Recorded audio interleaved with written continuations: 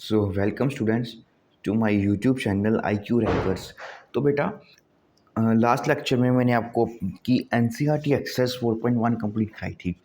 तो आज हम पढ़ेंगे कि हमने ये जो सोल्विंग इक्वेशंस हैं कि जो इक्वेशंस हैं इनको सोल्व कैसे किया जाता है। तो प्रीवियस चैप्टर एक्सरसाइज में बेसिकली हमने ये सीखा था कि ये इक्वेशंस को बनाया कैसे जाता है। तो अब बनाने के बाद इसका सलूशन भी इम्पोर्टेंट होता है। तो इसका सलूशन देखते हैं। तो देखिए, मैंने आपको पहले भी बताया था इसके सलूशन का मतलब क्या है कि ये एक एक्सप्रेशन है। इस एक्सप्रेशन में हमारे को x की ऐसी वैल्यू ढूंढनी होती है कि जब इसमें हम इनपुट करते हैं तो आंसर कितना आ जाता है, हमारे पास 5 आ जाए। ठीक है, x को हम क्या सब्स्टिट्यूट करें कि आंसर हमारे पास क्या आ जाए, 5 आ जाए। ठीक है, तो इसको बोलते हैं हम इक्वेशन, क्योंकि यहाँ पे लगी होती है इक्वलिटी। अब बेटा जो ये इक्वेशन होती है, जो इसकी ये वाली साइड होती है, इसको हम बोलते हैं, ये कौन सी साइड है हमारी, लेफ़्ट हैंड साइड। और जो ये इक्वेशन होती है इसको बोलते हैं, ये कौन सी है हमारी, राइट हैंड साइड। अब यहाँ पे इक्वालिटी है ना, तो हम इसको एक ऐसे इस तरह से ही समझ सकते हैं कि ये हमारे पास एक बैलेंस्ड बीम है। इसकी तरफ एक तरफ कुछ क्वांटिटी पड़ी है। ठीक है, इसमें कुछ क्वांटिटी पड़ी है जिसको बोलते हैं हम उसकी लेफ़्ट हैंड साइड, और यहाँ पे होती है कुछ राइट हैंड साइड। ठीक है, जो ये क्वांटिटी है इस सारी को बोलते हैं राइट हैंड साइड। तो a balanced equation is like a weighing balance with equal weights in two parts. ठीक है, तो इस मतलब कि आप इसको समझने के लिए ऐसे समझ सकते हो कि यहाँ पे लेफ़्ट हैंड साइड पे जो वेट पड़ा है और यहाँ पे जो वेट है, ये दोनों के दोनों वेट जो हैं आपके पास वो इक्वल पड़े हैं। ठीक है, ये भी कुछ आपका वेट है और ये भी आपके पास कुछ वेट है, और अभी के लिए इन दोनों की जो वैल्यूज़ हैं वो दोनों की दोनों क्या हैं, इक्वल हैं। अब इस कंसेप्ट के थ्रू ही हम इक्वेशन की सॉल्विंग सीखेंगे। अब ध्यान से देखिए, हमें को इस इक्वेशन को सॉल्व करना है। यदि solve the equation x plus three is equal to 8, तो हमने एक वेइंग बैलेंस लिया, उसमें एक तरफ x प्लस थ्री रखा, एक तरफ हमने 8 रख दिया। अब यहाँ से हमारे को x की वैल्यू निकालनी है। ठीक है, तो अगर आपके पास ये वेइंग बैलेंस पड़ा है तो इसमें अगर आप किसी में भी equal amount of weight add करोगे, इसमें भी वही चीज़ ऐड करोगे, इसमें भी उतना ही वेट ऐड करोगे, तो ये बैलेंस पे कोई भी इफ़ेक्ट नहीं पड़ेगा, ये बिल्कुल बैलेंस रहेगा। उसी तरह से अगर आप सेम अमाउंट ऑफ वेट दोनों तरफ सब्ट्रैक्ट करते हैं तभी भी कोई फ़र्क नहीं पड़ेगा। अब ध्यान से देखिए, यहाँ पे x plus three is equal to 8 है। यहाँ पे जितना वेट है उसकी क्वांटिटी x प्लस थ्री है और इधर 8 है, तो ये अभी दोनों बराबर हैं, इक्वल हैं। तो अब मेरे को यहाँ से x निकालना है। अगर x निकालना है तो मतलब कि 3 मेरे को यहाँ से ख़त्म करना पड़ेगा। तो हम क्या करेंगे, सब दोनों तरफ -3 और -3 वेट है, दोनों तरफ हम सब्ट्रैक्ट कर देते हैं। दैट इज़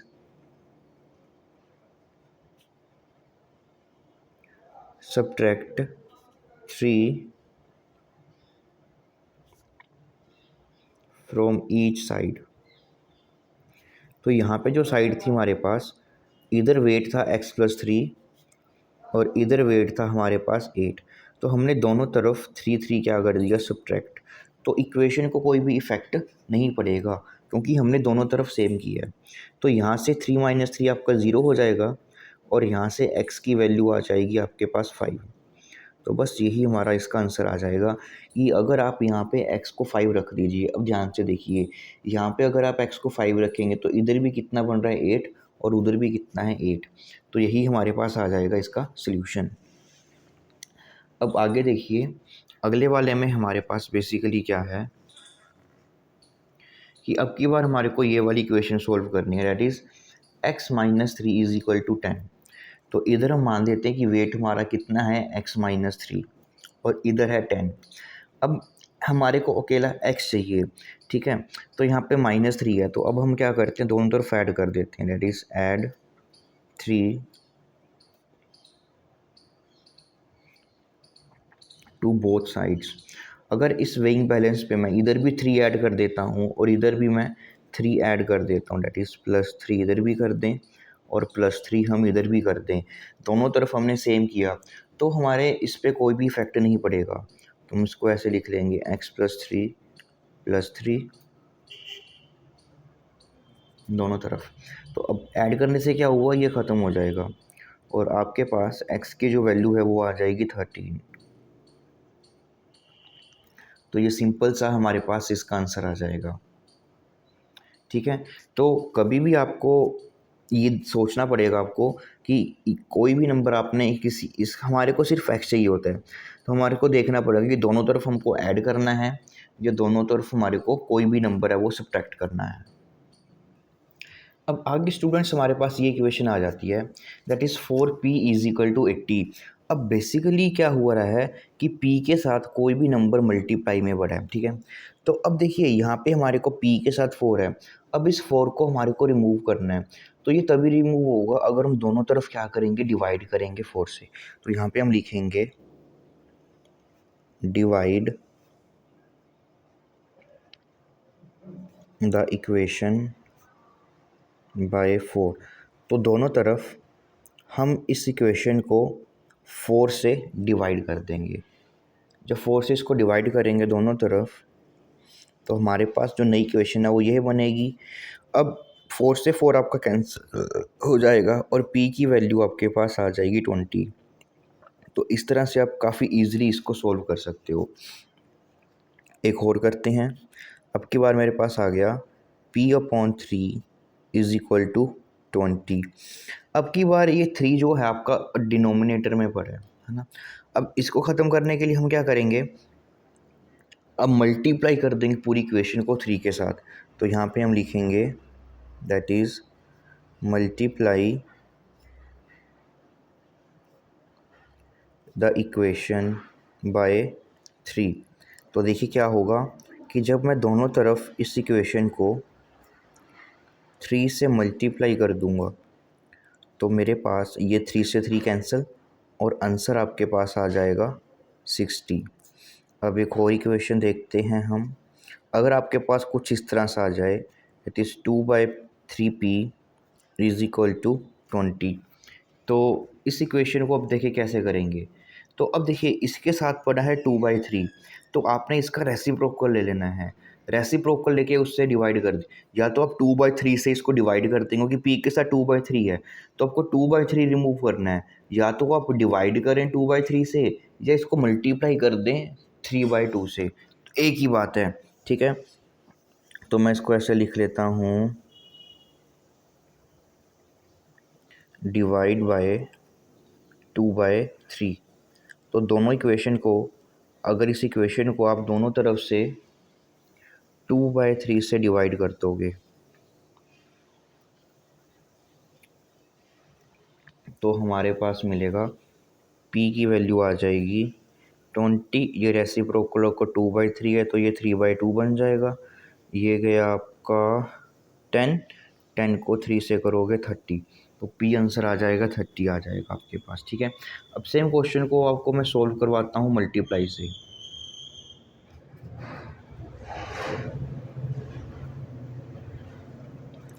जैसे 2/3p है इज इक्वल टू 20। तो अब की बार मैं क्या करता हूँ, इसको मल्टीप्लाई कर देते हैं बाय 3/2। 3/2 से मल्टीप्लाई कर दीजिए पूरी इक्वेशन को।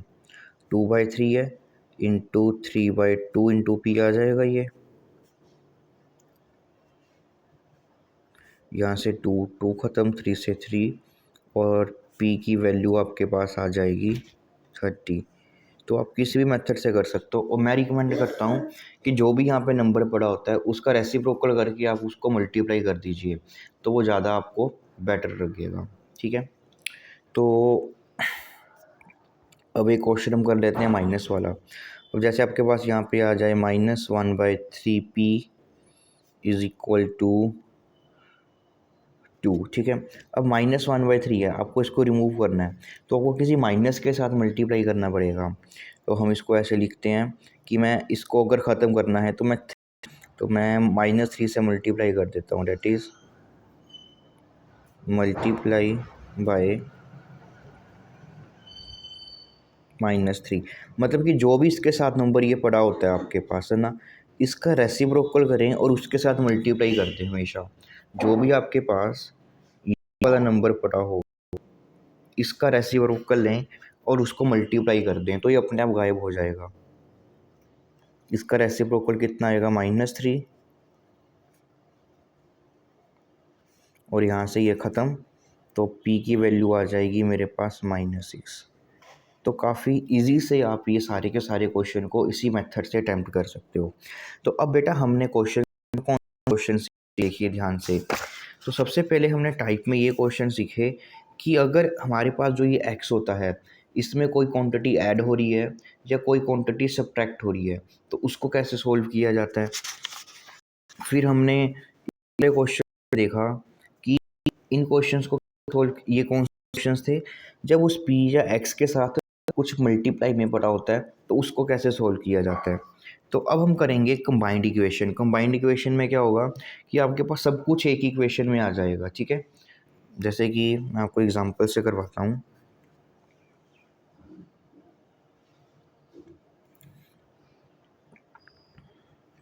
अब मान लीजिए आपको यही इक्वेशन सोल्व करनी है, इट इज 2x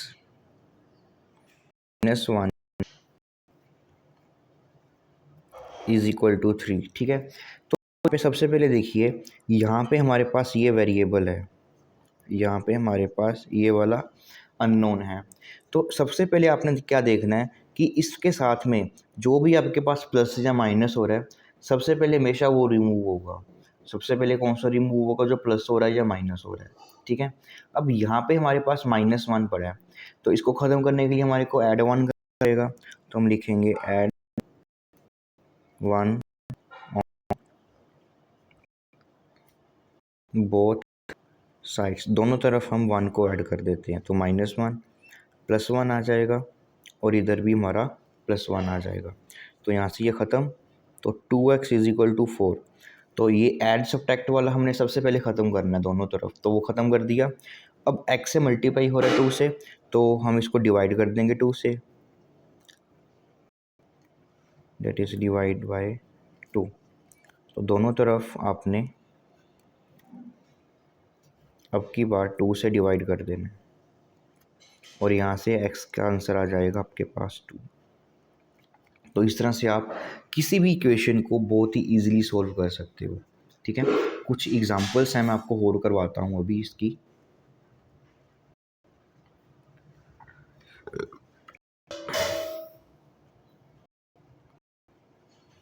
जैसे कि 4x + 2 इज इक्वल टू 6 आ जाए।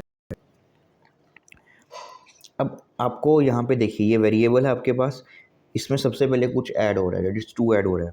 तो सबसे पहले इसको रिमूव करते हैं। तो यहाँ लिखते हैं सब्ट्रैक्ट 2 फ्रॉम बोथ साइड्स। तो दोनों तरफ से इस 2 को सब्ट्रैक्ट कर देते हैं।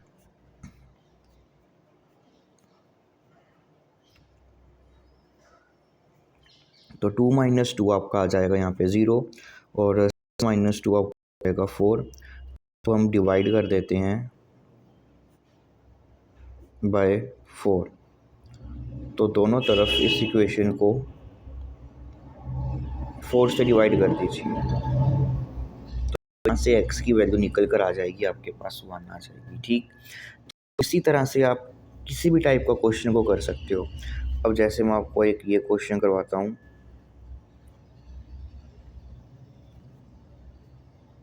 तो मान लीजिए कुछ इसी तरह का क्वेश्चन आ गया ना आपके पास, तो इसको भी आप बिल्कुल सेम मेथड से कर सकते हो, है ना। फ्रैक्शन वाले को भी कैसे, यहाँ पे 9/3 ऐड हो रहा है, तो सबसे पहले हम सब्ट्रैक्ट कर देंगे 9/3 फ्रॉम ईच साइड।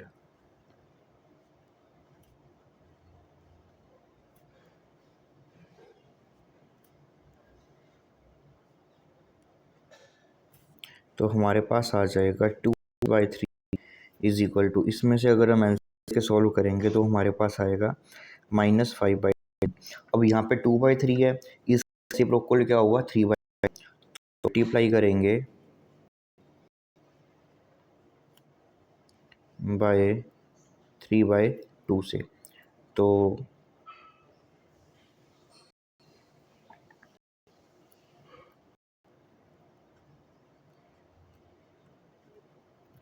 यहाँ से 2 से 2, 3 से 3 गायब, तो यहाँ से x की वैल्यू 3 से ये 3 कट जाएगा आपके पास, और इसकी वैल्यू आ जाएगी आपके पास -5/2।